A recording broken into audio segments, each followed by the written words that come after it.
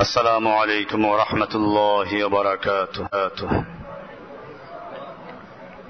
الحمد لله وحده والصلاة والسلام على من لا نبي بعده.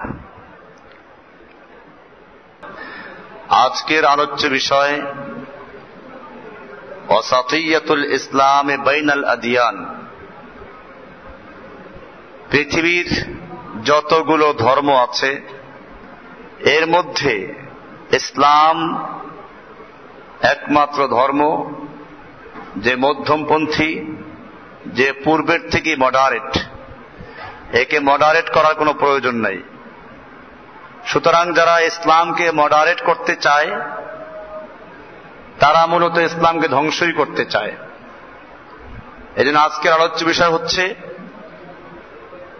ইসলাম এর মধ্যম পন্থা অন্যান্য ধর্মের তুলনায়। কোরআনুল কারীমে আল্লাহ সুবহানাহু ওয়া তাআলা এ সম্পর্কে বলেছেন, ওয়াকাযালিকা জাআলনাকুম উম্মাতান ওয়াসাতান লিতাকুনু শুহাদাআ আলান নাস ওয়া ইয়াকুনার রাসূলু আলাইকুম শাহীদা। সূরা বাকারা আল্লাহ সুবহানাহু ওয়া তাআলা এই আয়াতে বলছেন, ওয়াকাযালিকা জাআলনাকুম উম্মাতান ওয়াসাতা, আমি তোমাদেরকে এক মধ্যমপন্থী জাতি হিসাবে সৃষ্টি করেছি। উম্মাতান ওয়াসাতান, মধ্যমপন্থী। লিতাকুনু শুহাদা আলান নাস, যাতে তোমরা মানুষের বিপক্ষে সাক্ষী হয়ে দাঁড়াতে পারো। ওয়া ইয়াকুনার রাসূল আলাইকুম শাহীদা, এবং রাসূল তোমাদের প্রতি সাক্ষী হবেন। তোমরা মানুষের প্রতি এবং রাসূল তোমাদের উপরে সাক্ষী হবেন। তোমরা সেই ইসলামের সৌন্দর্যতা, ইসলামের মধ্যম পন্থা হওয়াকে কতটুকু প্রচার করেছো, অনুসরণ করেছো এবং সত্যের সাক্ষী হয়েছো। প্রত্যেকটা মুমিন এক একজন সত্যের সাক্ষী। কোরআন এখানে বলেছে লিতাকুনু শুহাদা আলান নাস, যাতে করে মানুষের উপর তোমরা সাক্ষী হতে পারো। এজন্য প্রতিটি মুমিন এক একজন সত্যের সাক্ষী।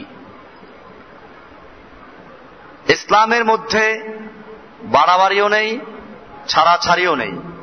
বিভিন্ন ধর্মের মধ্যে কোন ধর্মে আছে বাড়াবাড়ি, কোন ধর্মে আছে ছাড়াছাড়ি। ইসলাম সেদিক থেকে মধ্যম পন্থায় অবস্থান করছে। মুসলিমদের আকীদা ইহুদি খ্রিস্টানদের আকীদার মাঝামাঝি। ইহুদির মধ্যে আছে বাড়াবাড়ি, খ্রিস্টানদের মধ্যে আছে ছাড়াছাড়ি। এবং উভয় পক্ষই আল্লাহর কিতাবকে পরিবর্তন করেছে। ইহুদিরাও পরিবর্তন করেছে, খ্রিস্টানরাও পরিবর্তন করেছে। ইহুদিরা বাড়াবাড়ি করতে করতে নবীদেরকে হত্যা করেছে, জেলে ঢুকিয়েছে। ফাল ইয়াহুদু কাতালুল আম্বিয়া ওয়া সাজালাহুম ফি যালিকা হাফিলুন। ইহুদিরা অসংখ্য নবীদেরকে হত্যা করেছে, অনেক নবীদেরকে তারা জেলে ঢুকিয়েছে। ফাহুম আদাউল হক ওয়াল খায়র। সুতরাং ইহুদি জাতি এরা হকের দুশমন এবং কল্যাণের দুশমন।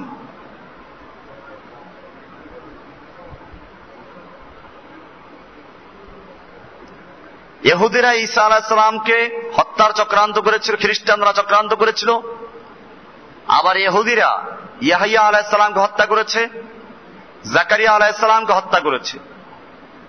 কারণ এই নবীরা ওদের অন্যায়ের বিরুদ্ধে, ওদের মুনকারাতের বিরুদ্ধে কথা বলেছিলেন, সেজন্যই এরা নবীদেরকে হত্যা করেছে। কোরআনুল কারীমে আল্লাহ সুবহানাহু ওয়া তাআলা সম্পর্কে বলছেন সূরা মায়দার আয়াত, লাকাদ আখাযনা মিসাকা বনি ইসরাঈলা ওয়া আরসালনা ইলাইহিম রুসুলান। আমরা বনি ইসরাঈলদের থেকে পাকা অঙ্গীকার নিয়েছিলাম। ওয়া আরসালনা ইলাইহিম রুসুলান, এবং আমরা তাদের প্রতি রাসূল প্রেরণ করেছিলাম। কুল্লামা জাআহুম রাসূলুম বিমা লা তাহওয়া আনফুসুহুম, যখনই তাদের কাছে রাসূলগণ আগমন করেছেন এমন কিছু বিধান নিয়ে যে বিধানের কিছু তাদের কাছে অপছন্দনীয় হয়েছে, তাদের প্রবৃত্তি, তাদের নফস তা গ্রহণ করতে চায় না। তখন ফরিকান কাযযাবু ওয়া ফরিকান ইয়াকতুলুন, নবীদের মধ্যে তারা কতকগুলোকে হত্যা করেছে এবং কতকগুলো নবীকে তারা মিথ্যা সাব্যস্ত করেছে। মিথ্যাবাদী বলে তারা সমাজে তাদেরকে খাটো করেছে, তাদেরকে পরিচিত করেছে। কোরআনের আরেক আয়াত সূরা আলে ইমরানের আয়াত, এখানে বলা হচ্ছে ইন্নাল্লাযীনা ইয়াকফুরুনা বিআয়াতিল্লাহি ওয়া ইয়াকতুলুনান নাবিয়্যিনা বিগাইরি হাক্কিন ওয়া ইয়াকতুলুনাল্লাযীনা ইয়া'মুরুনা বিল কিসতি মিনান নাস ফাবাশশিরহুম বিআযাবিন আলীম। আল্লাহ তাআলা বলছেন, যারা আল্লাহর নিদর্শন এবং আল্লাহর আয়াতের সঙ্গে কুফরি করে, ওয়া ইয়াকতুলুনান নাবিয়্যিনা বিগাইরি হাক্কিন, এবং অন্যায়ভাবে যারা নবীদেরকে হত্যা করে, ওয়া ইয়াকতুলুনাল্লাযীনা ইয়া'মুরুনা বিল কিসতি মিনান নাস, এবং যে মানুষেরা মানুষদেরকে সত্যের পথে আহ্বান করে, ন্যায়ের উপরে থাকার জন্য আহ্বান করে, আদেশ করে, তাদেরকে তারা হত্যা করেছে। ফাবাশশিরহুম বিআযাবিন আলীম, আল্লাহ তাআলা বলছেন আপনি ওদেরকে সুসংবাদ দিন মর্মান্তিক কষ্টদায়ক শাস্তির দিকে, সুসংবাদ দিন। এটা এরকমই যেরকম বাচ্চারা দুষ্টুমি করলে তখন বাবারা বলে কি, যে ঠিক আছে এই কাজটা করো, এমন পিটা দেব তখন মজা বুঝবি। তো পিটান দিলে কি মজা বোঝে নাকি? পিটান দিলে শাস্তি বুঝে। বলা হচ্ছে এমন পিটান পিটাবো যে একেবারে মজা বুঝবি তখন। তা আল্লাহ তাআলা এখানে ওদের সঙ্গে কৌতুক করেছেন, ফাবাশশিরহুম বিআযাবিন আলীম, ওদেরকে মর্মান্তিক শাস্তির সুসংবাদ শুনিয়ে দিন। কারণ তারা আল্লাহর নবীদেরকে হত্যা করেছে এবং তারা আল্লাহর নবীদেরকে জাদুঘর বলেছে, পাগল বলেছে। এই জন্য আল্লাহ তাআলা কোরআনের আরেক জায়গায় বলেছেন, সূরা কাহাফে বলেছেন, কাবুরাত কালিমাতান তাখরুজু মিন আফওয়াহিহিম ইয়াকুলুনা ইল্লা কাযিবা, যে তাদের মুখের থেকে যে কথা বের হচ্ছে, নবীদেরকে জাদুঘর বলা, নবীদেরকে মিথ্যা অপবাদ দেওয়া, মিথ্যাবাদী বলা, এটা বড় অন্যায়। কাবুরাত, এটা বড় মারাত্মক কথা তারা বলে ফেলেছে।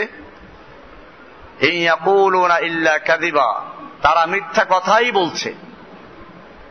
এরপরে কোরআন শরীফের আরেক জায়গায় আল্লাহ তাআলা ইহুদীদের বিরুদ্ধে বলেছেন, তারা সুলাইমান আলাইহিস সালামকে বলতেন যে সুলাইমান যে রাষ্ট্র পরিচালনা করেন এটা জাদুর মাধ্যমে।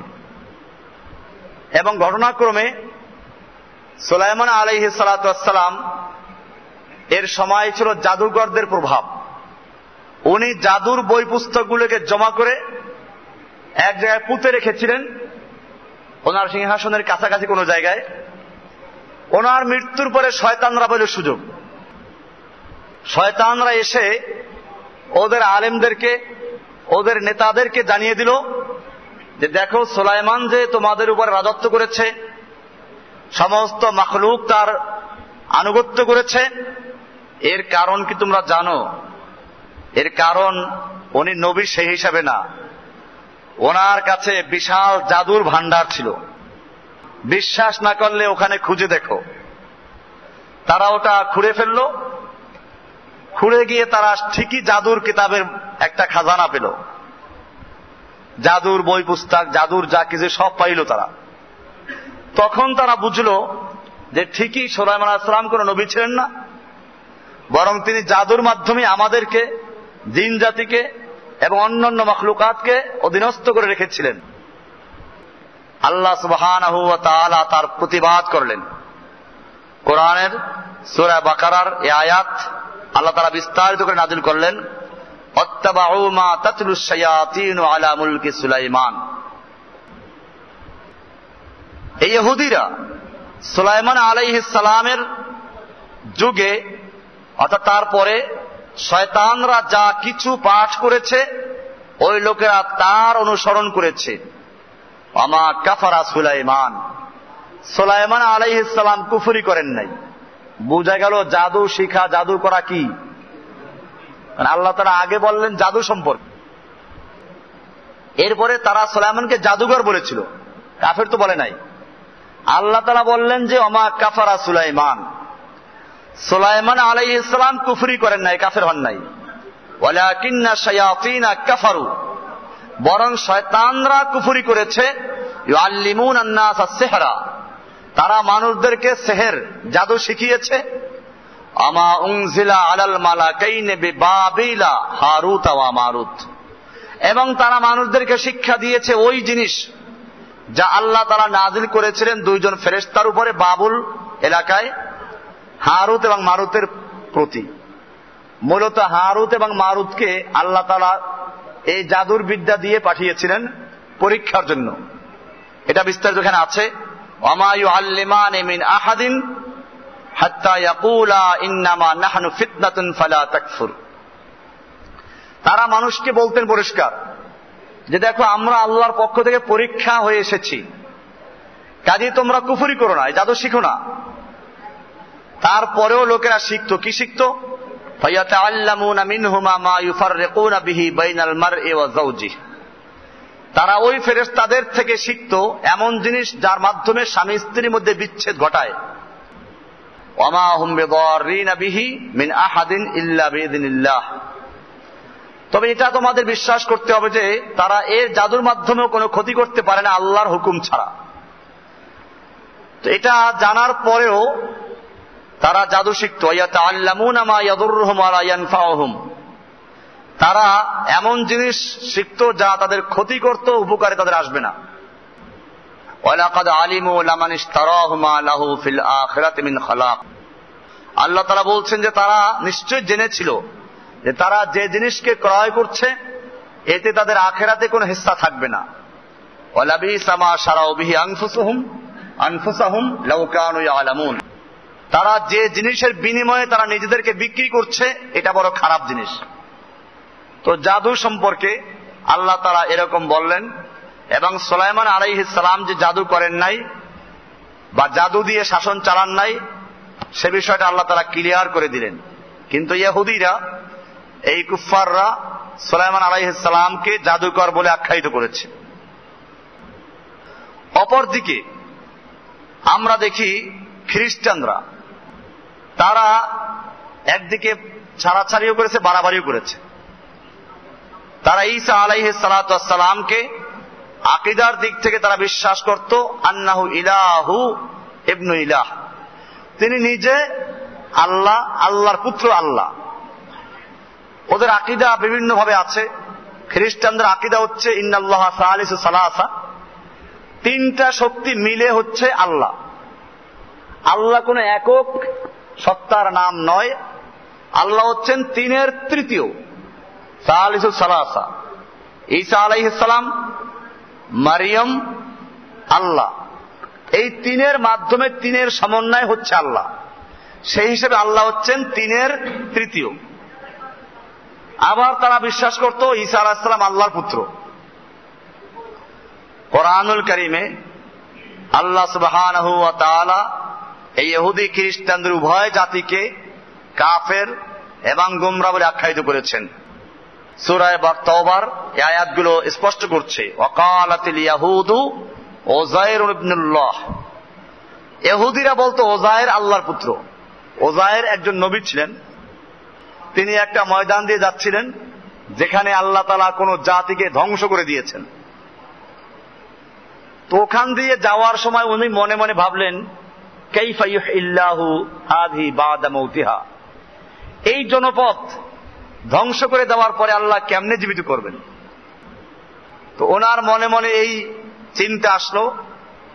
মূলত আল্লাহর এই সৃষ্টি করাকে অস্বীকার করেন নাই, পদ্ধতির বিষয়টা কিভাবে জীবিত করবেন। আল্লাহ তাআলা তো আলিম বিদাতি সুদূর, মনের খবর জানেন। উনি নবী, নবীর মধ্যে যদি এরকম কোন বিষয় চলে আসে এটা মারাত্মক জিনিস। আল্লাহ তাআলা সঙ্গে সঙ্গে বললেন মুতু, মরে গেলেন। ওনার সঙ্গে খাবার দাবার ছিল, আর একটা গাধা ছিল, গাধার পিঠে সওয়ার ছিলেন। 100 বছর পরে ওনাকে আল্লাহ তাআলা জীবিত করলেন। এরপরে ওনাকে আল্লাহ জিজ্ঞেস করলেন কতক্ষণ পরে উঠলা। উনি বললেন যে একদিন বা তার আধা দিন। মনে করেন হয়তো সকালবেলা মরে গেছিলেন, আসরের সময় উঠলেন। তো যদি ওই খুচরা সময় না ধরা হয় তাহলে পুরো একদিন, আর খুচরাটুকু বাদ দিলে মানে ধরলে আধা দিন বা তার চেয়ে একটু বেশি। উনি বললেন ইয়াওমান ওয়া বা'দা ইয়াওম, একদিন বা একদিনের কিছু অংশ। আল্লাহ তাআলা বললেন তোমার গাধার দিকে তাকাও, দেখে যে গাধা মরে পচে গলে ওর গোস্তের কোনো চিহ্ন নাই, হাড্ডিগুলো সাদা হয়ে আছে, মনে হয় যেন কত বছর আগের জন্য। এরপরে অপর দিকে বললেন তোমার খাদ্যের দিকে তাকাও, খাদ্য আল্লাহ নষ্ট করেন নাই। তো খাদ্য যেরকম খাবার সেরকম ছিল, যে ওনাকে আল্লাহ তাআলা 100 বছর পরে জীবিত করলেন। এরপর অনেক কাহিনী আছে, উনি 100 বছর পর যখন ঘরে গেলেন তখন কি হলো, কিছু ইসরায়েলি রেওয়ায়েত আছে, সেখানে মিথ্যাও আছে, সেগুলো বক্তারা ওয়াজ করে, ওইগুলো বলে খামাকে আপনাদেরকে নষ্ট করে লাভ নাই। বক্তারা বলে যে উনি যখন গেলেন বাড়িতে ওনার বউ তাকে চিনে না, স্থান দেয় না, তাই অনেক কাহিনী আছে। কিন্তু কোরআনে এতটুকু বলা আছে যে 100 বছর পরে আল্লাহ তাআলা ওনাকে জীবিত করেছেন। যেহেতু 100 বছর পরে জীবিত হলেন, কাজে উনি আল্লাহর পুত্র, আল্লাহর পুত্র। এটা ইহুদিরা সঙ্গে সঙ্গে ফতোয়া দিল। সেই সেখানে যে ওয়াকালাতিল ইয়াহুদু উযায়রুন ইবনুল্লাহ, ইহুদিরা বলে উযায়র হচ্ছে আল্লাহর পুত্র। ওয়াকালাতিন নাসারা আল মাসীহ ইবনুল্লাহ, আর খ্রিস্টানরা বলল যে ঈসা আলাইহিস সালাম আল্লাহর পুত্র। যালিকা কওলুহুম বিআফওয়াহিহিম ইউদাহিউনা কওলাল্লাযিনা কাফারু মিন ক্বাবলু, এরা এদের মুখের কথা এগুলো, এবং তাদের এই কথাগুলো পূর্বের কাফেরদের সঙ্গে মিলে। কাতালাহুমুল্লাহ আন্না ইউফাকুন, আল্লাহ তাআলা বলছেন যে আল্লাহ তাআলা ওদের ধ্বংস করুন, ওরা কোথায় ফিরে যাচ্ছে। ইত্তাখাযু আহবারাহুম ওয়া রুহবানাহুম আরবাবাম মিন দুনিল্লাহি, ওরা ওদের আহবার এবং রুহবানদেরকে আল্লাহর পরিবর্তে রব বানিয়েছে। যে ওরা ওদের অলি বুজুর্গদেরকে, আহবার এবং রুহবানদেরকে আল্লাহর পরিবর্তে রব বানিয়েছে। ওয়াল মাসীহ ইবনে মারইয়াম, আর মাসীহ ইবনে মারইয়ামকেও তারা রব বানিয়েছে, আল্লাহ বলে রব বানিয়েছে।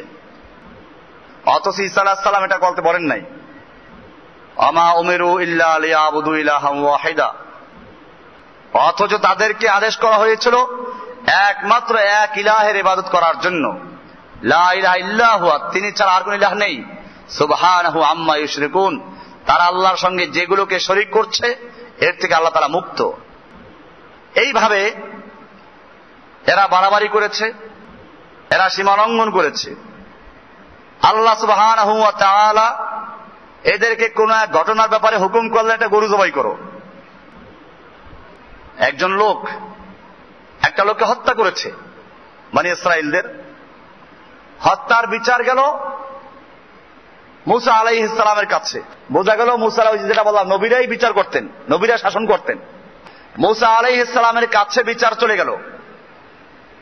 উনি আল্লাহর কাছে দোয়া করলেন, আল্লাহ তাআলা বললেন যে একটা গরু জবাই করো। গরু জবাই করে গরুটার কিছু অংশ ওর গায়ে লাগিয়ে দাও, মৃত্যু ব্যক্তির গায়ে। ও বলে দিবে যে কে ওকে হত্যা করেছে। কারণ মূলত যে হত্যা করেছে সে নিজেই এসে মুসার কাছে আবেদন করেছিল। তার চাচা হোক বা যাই হোক, একটা মেয়ে ছিল। এই মেয়েটা বিয়ে করার জন্য তার আকাঙ্ক্ষা ছিল, কিন্তু চাচা ওর কাছে দিবে না। এই জন্য চাচাকে হত্যা করে নিজেই অভিভাবক হয়ে নিয়ে বিয়ে করবে, এই ছিল পরিকল্পনা হয়তো। এই জন্য হত্যা করলো। আল্লাহর নবী মুসার কাছে বিচার চলে আসলো। মুসা আলাইহিস সালাম আল্লাহর থেকে অনুমতি প্রাপ্ত হয়ে বললেন যে একটা গরু জবাই করে ওর গায়ে লাগিয়ে দাও, ও বলে দিবে কে তাকে হত্যা করেছে। এবারে বনী ইসরাইলদের বাড়াবাড়ি দেখেন কেমন হচ্ছে। কোরআনের আয়াত, ইন্নাল্লাহা ইয়া'মুরুকুম, সূরা বাকারাতে আছে। এই বাকারা এই অনুসারী নাম, বাকারা মানে গাভী। ওই যে গাভী জবাই করতে বলেছিলেন সেই নাম অনুসারে বাকারা। ওয়াইদ ক্বালা মূসা লিকওমিহি ইন্নাল্লাহা ইয়া'মুরুকুম আন তাযবাহু বাকারা, আল্লাহ তাআলা তোমাদেরকে হুকুম করেছেন একটা বাকারা জবাই করার জন্য, গাভী জবাই করার জন্য। ক্বালু আতাত্তাখিযুনা হুজুয়া, ওরা বলল কি আপনি আমাদের সঙ্গে কৌতুক করছেন? নবী একটা হুকুম দিয়ে বলছে আপনি আমাদের সঙ্গে কৌতুক করছেন, মজাক করতেছেন। ক্বালা আউযু বিল্লাহি আন আকুনা মিনাল জাহিলিন, আমি আল্লাহর কাছে পানাহ চাই জাহেল হওয়ার থেকে। ক্বালু উদউ লানা রাব্বাকা ইউবাইয়্যিন লানা মা হিয়া, আচ্ছা ঠিক আছে বুঝলাম, আল্লাহর কাছে একটু দোয়া করুন তো, আল্লাহর কাছে জানুন তো যে আল্লাহ তাআলা যে গাভীটা জবাই করতে বলেছেন এটা কি বয়সের হবে। ক্বালা, মুসা আলাইহিস সালাম আল্লাহর কাছে আবেদন করেন, তিনি বললেন, আল্লাহ তাআলা বলছেন ইন্নাহু ইয়াকুল ইন্নাহা বাকারাতুন লা ফারিদুন ওয়ালা বিক, আওয়ানুম বাইনা যালিকা ফাফআলু মা তুমারুন। এটা একেবারে বুড়ো হবে না, একেবারে অল্প বয়সীও না, মাঝামাঝি এরকম একটা গাভী তালাশ করো। ওরা আবার বলল ক্বালু উদউ লানা রাব্বাকা ইউবায়্যিন লানা মা লাউনুহা। আচ্ছা মুসা, তুমি তোমার রবকে জিজ্ঞেস করো এই গাভীটার কালার কি হতে হবে, রং কি হবে। মুসা আলাইহিস সালাম আল্লাহর কাছে আবেদন করলেন। আল্লাহ তাআলা বলেন ক্বালা ইন্নাহু ইয়াকুলু ইন্নাহা বাকারাতুন সাফরাউ ফাকিউল লাউনুহা তাসুররুন নাযিরিন। এই বাকারা হবে, বাকারাতুন সাফরাউ হলুদ বর্ণের, ফাকিউল লাউনুহা যার রং একেবারে উজ্জ্বল হবে, তাসুররুন নাযিরিন যে কেহ দর্শককে, যে কোনো দর্শককে তার এই কালার আনন্দিত করবে। ক্বালু উদউ লানা রাব্বাকা ইউবায়্যিন লানা মা হিয়া ইন্নাল বাকারা তাশাবাহা আলাইনা ওয়া ইন্না ইনশাআল্লাহু লামুহতাদুন। আবার বলল মূসা, এরকম গাভী তো আমার কাছে অনেক আছে, তুমি আল্লাহকে জিজ্ঞেস করো এটা কেমন গাভী হবে, মানে এটা কাজে লাগানো হয়েছে এমন গাভী হতে হবে, না কখনো কাজে লাগানো হয় নাই এমন হতে হবে। এভাবে প্রশ্ন করতে লাগলো একের পর এক। এইবার অবশ্য বলেছে ওয়া ইন্না ইনশাআল্লাহু লামুহতাদুন, আমরা ইনশাআল্লাহ মানে আল্লাহ চাহে তো হেদায়েত প্রাপ্ত হব। মূসা আলাইহিস সালাম বলেন ইন্নাহু ইয়াকুল ইন্না বাকারাতুন লা যালুলুন তুসিরুল আরদ ওয়া লা তাসকিল হারস মুসাল্লামাতুন লা শিয়াতা ফিহা। যে আল্লাহ তাআলা বলছেন এটা এমন গাভী হবে যে গাভী কখনো কাজ করে নাই, কাজে লাগানো হয় না, হাল চাষ করে নাই, কোনো পানি সেচের কাজ করে নাই, একেবারে যেটা নির্দোষ, লা শিয়াতা ফিহা যার মধ্যে কোনো রকম মানে অন্য কোনো কালার নেই, অন্য কোনো দোষ টোষ কিচ্ছু নাই, দাগ নাই, এরকম হতে হবে। এইভাবে তারা প্রশ্ন করে করে এক কঠিন অবস্থার দিকে এখন গাভী তারা তালাশ করতে শুরু করলো। গাভী তালাশ করে কোথাও পাচ্ছে না। তো এইভাবে এরপরে আল্লাহ তাআলার নির্দেশেই একটা গাভী পাওয়া গেল। সে গাভী একটা এতিম বাচ্চার, আর তার মা আছে। ওই গাভী কিনতে গেলে তারা বুঝতে পারলো, আল্লাহ তাআলা ওদেরকে জানিয়ে দিলেন যে এরা যত মূল্য হোক নিবে। এরা দাম বলে, আরো বলে ঠিক আছে আরো বাড়তে হবে। শেষ পর্যন্ত দেখা যায় যে এই গাভী জবাই করতে গিয়ে দাম নির্ধারণ করা হলো। ওই গাভীটাকে জবাই করলে পরে তার চামড়ায় যে পরিমাণ স্বর্ণমুদ্রা ধরে ওই পরিমাণ স্বর্ণমুদ্রা দিবে, তারপরে এটা বিক্রি করা হবে। এই যে কঠিন করলো, একটা আল্লাহর হুকুম ছিল এখানে যে কোনো একটা গাভীকে জবাই করে গায়ে লাগিয়ে দিলে বলে দিত। এরা এরপরে জবাই করলো, তারপরে লেজের অংশ নিয়ে লাগাই দিল। সে দাঁড়ায় বলল যে ওই যে চাস্তো ভাই, তার কথা বলে দিল যে সে এটাকে হত্যা করেছে। যাই হোক, এই যে বিষয়গুলো আছে আল্লাহ তাআলা এখানে দেখাচ্ছেন যে এই ইহুদি খ্রিস্টানরা কিভাবে বাড়াবাড়ি করেছিল তার কিছু দৃষ্টান্ত আমাদেরকে জানিয়ে দিলেন। ইসলাম ধর্মের মধ্যে এরকম কোনো বিষয় নেই। ইহুদি খ্রিস্টানরা মানুষের মধ্যে ভেদাভেদ সৃষ্টি করত, বড় মানুষদের বিচার করত না, গরিবদের বিচার করত। এ কারণেই ইসলাম যখন আসলো তখন দেখা যায় আল্লাহ রসুলকে তার আবেদন করলো যে ইয়া রাসূলুল্লাহ, আমরা আপনার কথা শুনতে চাই, তবে ওই যে বিলাল হাফসি, সালমা, তারপরে সোহাইব রুমি, এই গরিব সাহাবীরা যে থাকে ওদের সাথে বসতে আমাদের কি হয় না, আমাদের মান সম্মান নষ্ট হবে। আল্লাহ রাসূল সাল্লাল্লাহু আলাইহি সাল্লাম তাদের জন্য নির্ধারণ করলেন একটা নির্দিষ্ট সময়, যে ঠিক আছে এটা দিন প্রচারের জন্যই। আল্লাহ রসুল এদেরকে নিয়ে বসে আছেন। একজন অন্ধ সাহাবী, তার বিষয়টা জানা ছিল না। চোখওয়ালা যারা তারা তো দেখতেছেন, তারা অন্য জায়গায় সরে গেছেন। অন্ধ সাহাবী যখন দেখলেন যে এইখানে লোকদেরকে নিয়ে বসে আছেন, উনি দেখেন নাই, উনি ওনার আগের নিয়ম অনুযায়ী বলছেন ইয়া রাসূলুল্লাহ আল্লিমনি মিম্মা আল্লামাকাল্লাহ, হে নবী আল্লাহ তাআলা আপনাকে যা শিক্ষা দিয়েছেন ওর থেকে আমাকে কিছু শিক্ষা দেন। সাহাবীদের কি সুন্দর প্রশ্ন! আপনার নিজের যোগ্যতা না, আল্লাহ তাআলা আপনাকে যেটা শিক্ষাদান করেছেন ওখান থেকে আমাকে কিছু দেন। তো আল্লাহর নবীদেরকে নিয়ে বসে আছেন। এই সময় এই সাহাবীর আগমনটা আল্লাহর নবী বেশি পছন্দ করেন না। তো মানুষ যদি বিরক্ত হয় তো কি হয়, চেহারাটা মলিন হয়ে যায়, কপালে ভাঁজ পড়ে, এরপরে ভুরুটা সংকুচিত হয়ে যায়। এইটাকে আরবিতে বলে আবাসা। কি বলা হয়? মানে মলিন চেহারা। এক কথায় চেহারা মলিন হয়ে যায়, বিরক্ত হওয়া। আল্লাহর নবী ওই সাহাবীকে ভাগাই দিলেন। ওই সাহাবী গিয়ে আল্লাহর কাছে দোয়া করতেন যে আল্লাহ কি অন্যায় করলাম, নবী কেন ভাগাই, তার তো এত কিছু জানা নাই। সঙ্গে সঙ্গে আয়াত নাযিল হয়ে গেল। কোরআনের 30 পারার ভিতরে আছে, 30 নম্বর পারার ভিতরে, আবাসা ওয়া তাওয়াল্লা আন জাআহুল আ'মা। আবাসা, সে তার চেহারা মলিন করেছে। তুমি তোমার চেহারা মলিন করেছে এরকম না, বলছেন কি আবাসা, মানে সে আবাসা ওয়া তাওয়াল্লা, এবং মুখ ফিরিয়ে নিয়েছে, আন জাআহুল আ'মা, যে তার কাছে একজন অন্ধ এসেছে। এরপরে আল্লাহ তাআলা কি বলেন শুনুন, ওয়ামা ইউদরিকা লাআল্লাহু ইয়াযাক্কা, তুমি কি জানো, এই তুমি এসে গেছে। তাহলে আগেরটা ওরকম, তার বিরক্ত হলে মানুষ আরেকদিকে ফিরে কি করে, তাকে বকা দেয়। তো এটা আল্লাহর রাসূলকে বকা দেওয়া হচ্ছে। আবাসা, সে তার চেহারা ফিরিয়ে নিয়েছে, মলিন করেছে, তাওয়াল্লা, মুখ ফিরিয়ে নিয়েছে, আন জাআহুল আ'মা, যে তার কাছে একজন অন্ধ এসেছে এজন্য। ওয়ামা ইউদরিকা, তুমি কি জানো, লাআল্লাহু ইয়াযাক্কা, হয়তো ওই লোকটা তার আত্মাকে শুদ্ধ করবে, পরিচ্ছন্ন করবে, শিরক মুক্ত হবে। আও ইয়াযাক্কারু ফাতানফাউ যিকরা, অথবা সে নসিহত গ্রহণ করবে এবং নসিহত তাকে উপকার করবে। আম্মা মান ইস্তাগনা, অপরদিকে যারা আল্লাহর থেকে বিমুখ, ফাআনতা লাহু তাসাদ্দা, আপনি তাদের পিছনে পড়ে আছেন। ওয়ামা আলাইকা আল্লা ইয়াযাক্কা, আপনার তো কোনো ক্ষতি নাই, তারা যদি ফিরে না আসে, তারা যদি নিজেদের আত্মাকে শুদ্ধ না করে, আপনার তো ক্ষতি নাই। ওয়াম্মা মান জাআকা ইয়াসা, যে আপনার কাছে দৌড়ে আসলো, ওয়া হুয়া ইয়াখশা, সে আল্লাহকে ভয় করে, ফাআনতা আনহু তালাহা, আপনি তার থেকে মুখ ফিরিয়ে নিচ্ছেন। এই যে অবস্থাটা, আয়াতগুলো পড়লে বুঝতেছেন যে কেমন বকাটা দিল আল্লাহ তাআলা।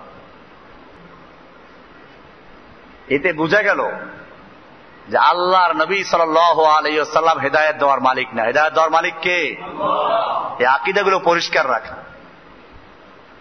এর পরের থেকে আল্লাহর নবী যখন ওই সাহাবীকে দেখতেন, তখনই তাকে বুকে জড়িয়ে নিতেন আর বলতেন, হাযাল্লাযী আতাবানি রাব্বী, এই সেই লোকটা যার কারণে আল্লাহ আমাকে তিরস্কার করেছেন, আল্লাহ আমাকে নিন্দা করেছেন, সেই সাহাবী এই বলে বুকে জড়াই ধরতেন, চুমু খেতেন, হাযাল্লাযী আতাবানি রাব্বী।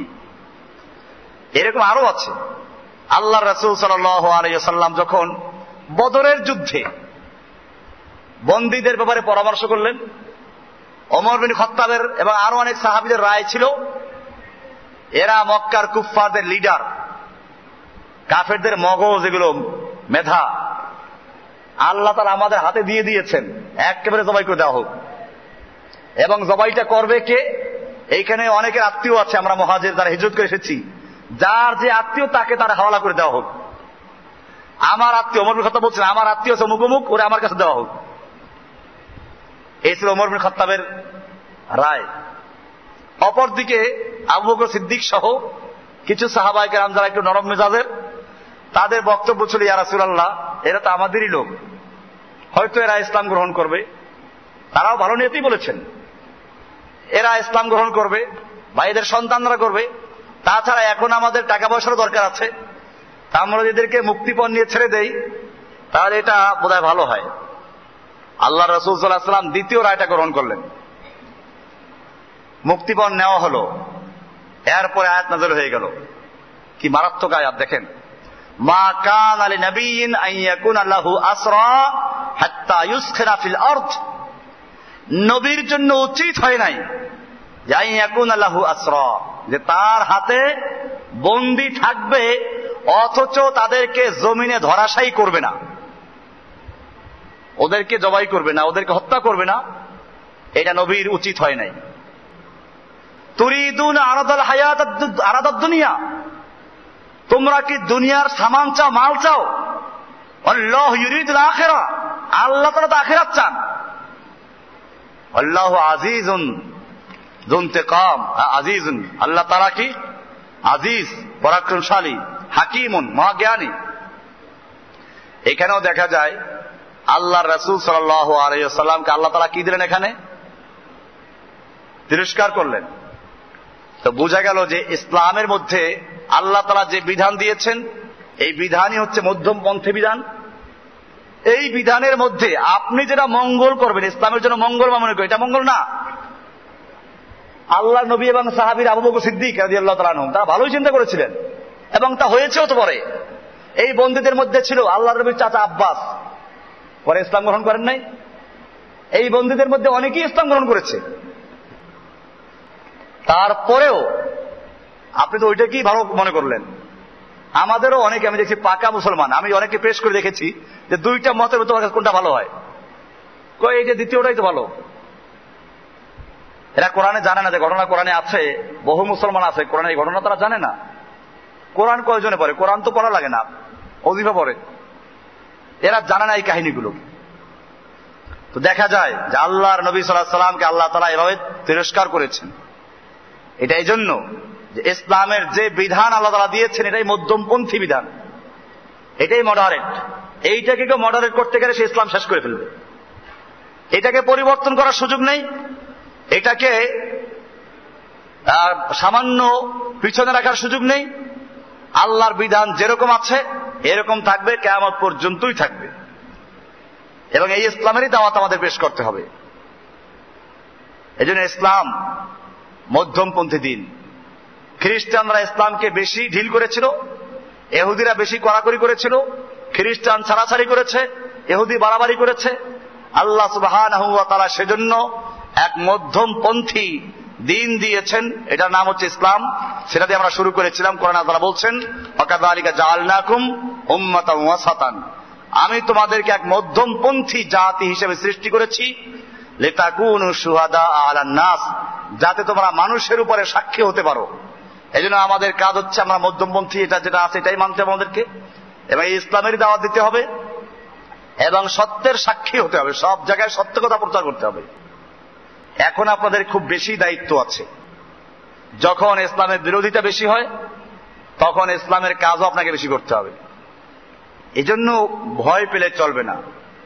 আমি আগেও বলেছিলাম যে যত বাধা আসবে তত মুমিনদের আরো কাজ বৃদ্ধি পাবে। আল্লাহর নবী বদরের যুদ্ধে বিজয় লাভ করলেন। কাফেররা সে সময় বলল কি, যে আমরা তো এইবার পরাজিত হলাম, আগামী বছর তোমাদের সঙ্গে এখানে আবার যুদ্ধ হবে, বদরে আবার যুদ্ধ হবে, সেই দিন তোমাদেরকে আমরা উচিত শিক্ষা দেব এবং এই যুদ্ধের প্রতিশোধ নিব। এটা উহুদের যুদ্ধের পরে বলেছিল, উহুদের যুদ্ধের পরে, যে বদরে তোমরা আমাদেরকে মার দিয়ে খুব খুশি হয়েছ, তোমাদেরকে আমরা বদরে আবার মার দেব। এই বদরের যুদ্ধের হুমকি দিল তারা। আল্লাহর নবী সাল্লাল্লাহু আলাইহি সাল্লাম চ্যালেঞ্জকে গ্রহণ করলেন, এবং ঠিক সেই বদরের যুদ্ধ যখন হয়েছিল সেইখানে আল্লাহর নবী রওনা হওয়ার জন্য প্রস্তুতি গ্রহণ করলেন। মক্কার লোকদের কোনো প্রস্তুতি ছিল না। এরা করলো কি, মদিনায় খবর ছড়াই দিল যে এইবার যদি বদরে যাও তাহলে একেবারে উচিত শিক্ষা দেওয়া হবে, সব মেরে ফেলবে। ইন্নান নাসা ক্বাদ জামাউ লাকুম ফাখশাউহুম, তোমাদের বিরুদ্ধে বিশাল বাহিনী জড়ো করা হয়েছে, কাজে এইবার গেলে আর রক্ষা নাই, এই জন্য ভয় করো, যাইও না। সাহাবীদের মাঝে যখন এই খবর প্রচারিত হলো তারা কি ভয় পেয়েছিলেন? আল্লাহ তাআলা বলছেন, ফাযাদাহুম ঈমানা, তাদের ঈমান আরো বৃদ্ধি পেয়ে গেল, এবং তারা বলতে লাগলো হাযা মা ফাযাদাহুম ঈমানা ওয়া আলা রাব্বিহিম ইয়াতাওয়াক্কালুন। তারা অন্যায় আছে যে তারা বলতে লাগলো, এটা তো আমরা যারা চাচ্ছি সেটাই হচ্ছে, আমরা ওখানে যাব, শাহাদাত বরণ করব, যুদ্ধ করব, কাফেরদেরকে মারবো আর মারবো, এটাই তো সবচেয়ে বড় পাওনা। অনেকে উহুদের যুদ্ধে যেতে পারে নাই, ওরা এইবার সুযোগ। বদরের যুদ্ধে প্রথমবার যেতে পারে নাই, এইবার সুযোগ, আমরা শাহাদাতের একটা সুযোগ পাচ্ছি। সাহাবায়ে কেরামদের মধ্যে আরো তেজ বেড়ে গেল, এবং তারা আসলেন। আসার পরে সেখানে কাউকে পাইলেন না, কুফার একটা আসে নাই। 3 দিন পর্যন্ত আল্লাহর নবী সেখানে অবস্থান করলেন, ওদের অপেক্ষা করলেন যে আসো, আসে না। তাহলে মুমিনরা কুফফারদের বিশাল শক্তির কথা শুনে ভয় পায় না, আনন্দিত হয়। কাজে আমাদের মনে সত্যিকার মুমিন যদি হয়ে থাকি, আমাদের মনে রাখতে হবে যে আমাদের ভয় পাওয়ার কোনো কারণ নাই, বরং দুশমনরা ইসলামের যত বিরোধিতা করবে আমাদের কাজের ক্ষেত্র তত আরো বাড়বে। কারণ তখন আমরা বলতে পারবো ক্বাদ তাবায়্যানা আর-রুশদ মিনাল গাই, গুমরাহি এবং হেদায়েত সুস্পষ্ট হয়ে যাবে। তো সেই জন্য আমাদের বেশি করে কাজ করতে হবে। আলহামদুলিল্লাহ আমরা দেখেছি আমাদের অনেক ভাইয়েরা, ছোট ছোট ভাইয়েরা, এরা নিজেরা দাওয়া দিতে পারে না, ওরা একটা ক্যাসেট নিয়ে এক জায়গায় দিয়ে দেয়, তো দেখা যায় যে এক ক্যাসেটে পুরো এক এলাকা পরিবর্তন করে ফেলে।